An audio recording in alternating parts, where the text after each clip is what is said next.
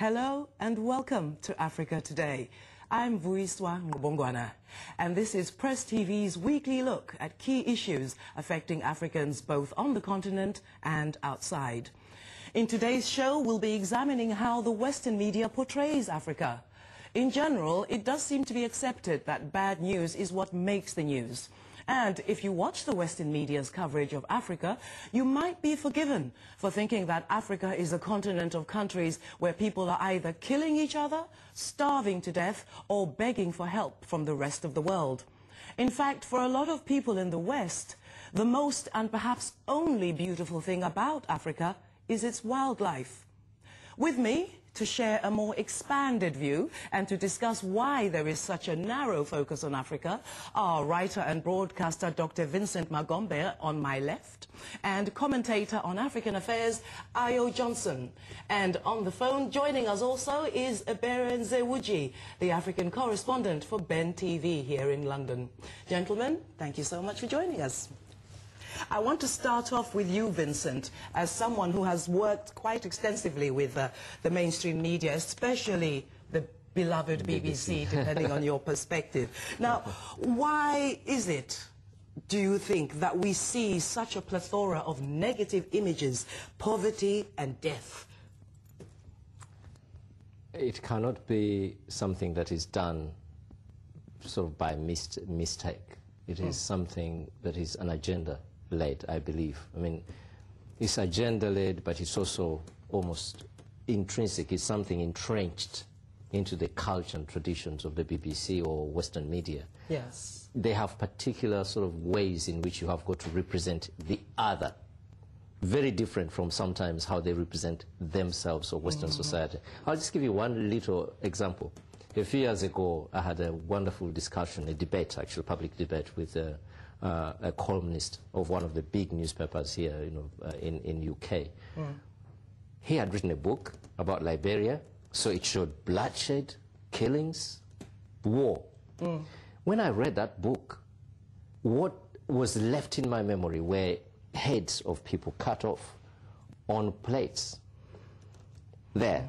So in my debate with this gentleman, I said, would you do the same for Northern Ireland?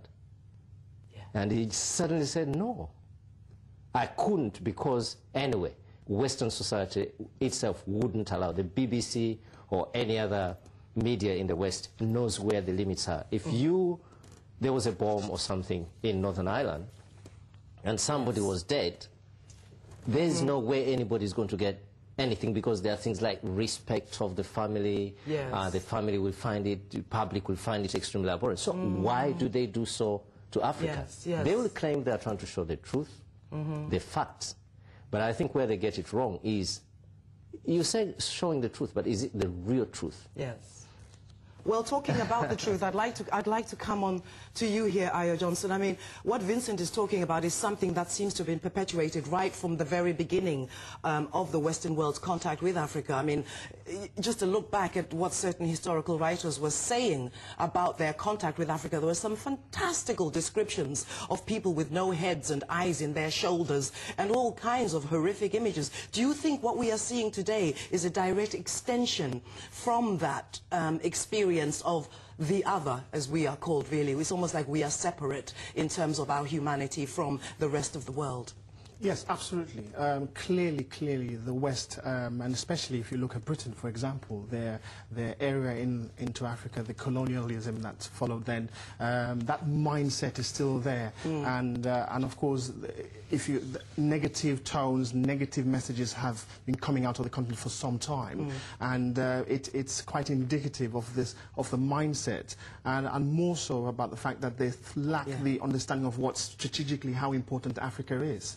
And especially when they themselves... Strategically, how important Africa is to whom? To the world, including the West. Because when you think about how the West try to protect their own strategic importance, and then when you think about their industrialization, the fact that they cannot get to where they are now, especially without Africa's raw material, and the fact that Africa's had a bad tone for some time in relation to that, it just goes to show that there's a lot of problems in terms of getting the message and getting the right message out. Well, I'd like to bring in Ebere here, our telephone guest. Ebere, bearing in mind, you know, both our guests talking about there being another agenda with regards to the intentions behind these media images and so on. You're an African broadcaster. You work for an African broadcasting company.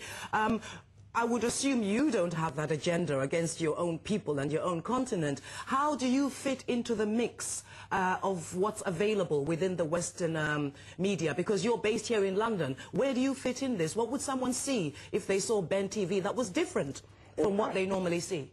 Yes, in fact, that's a very valid question you asked. And coming from like a perspective of African broadcaster, working in the West.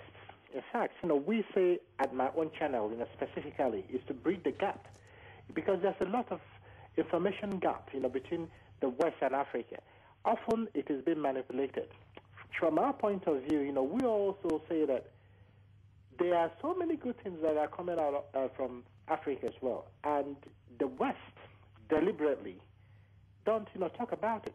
So it's high. Give us some examples. I'd like to hear something positive about Africa from an African broadcaster. If, for instance, in Nigeria, there was a whole lot of banking reforms, like, putting from 85 banks, to about 25 banks. And about 4 Nigerian banks, made the list of, 100, top banks in the world. And there was no mention of that. Go to, say, Ghana, and how the election was done. The election was done like, 3 times, and there was no question of like, rigging and all that, all like, very good, democratic practices. And it wasn't even mentioned over here. But if, there was, bloodshed and, cases of rigging and all that, you will see it here on CNN or on Sky News or on BBC. But importantly, the role of like, media houses like us that are African-owned and working in the West is also to start doing some reorientation for our people, to say you don't have to use the Western media to reach, the international community for your programs and activities. There are so many African-owned media houses, working in the West who will report things the way they are, for you. So that mentality, of our people, the colonial thing that, the West are better than us, let's use their services and all that to read the whole world. But you see, part of the problem, I don't mean to interrupt you there, Ebere, but part of the problem is accessibility. It's not easy to access these African-led, African-owned, African-inspired media outlets. They're not easy to find, maybe due to lack of money and ability to market themselves properly. So which brings me to a question I'd like to ask you, Vincent, because you've worked, as I said earlier, extensively with the BBC. I mean, what's it like being an African right in the midst of all of that, knowing that you're kind of handcuffed with regard to just how far you can go towards spreading a more positive vision of who you are? I'll tell you one thing. I've sort of worked with the BBC, on the BBC as an analyst and with on other networks as well for over 6 years, perhaps, or 7 years. Yes. At the beginning of my journey, there was almost nobody else who would go on mainstream BBC and African, on mainstream BBC, Sky Television, all these other networks, as an expert analyst of African affairs. In other words, it seemed there was a belief that Africans could not speak for themselves. Because in all this, what we have to ask is, whose voice is it? Yes. So I remember some of the beginning things were on Rwanda. And I went on Channel 4, BBC, and all these networks here. And I was trying to put them in context. Because the idea of truth, you're trying to represent Rwanda, the genocide in Rwanda, you're trying to talk about it. Yeah. But is that the whole truth? The truth is about putting historical context, cultural context, because otherwise we're not going to understand it.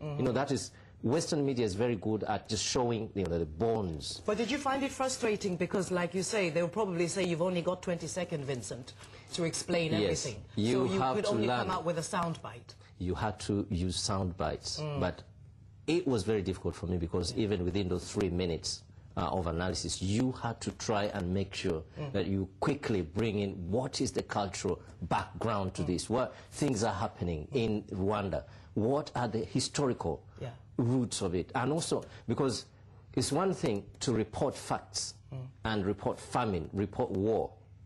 It's another actually to report constructively. The media can destroy or it can construct. Absolutely.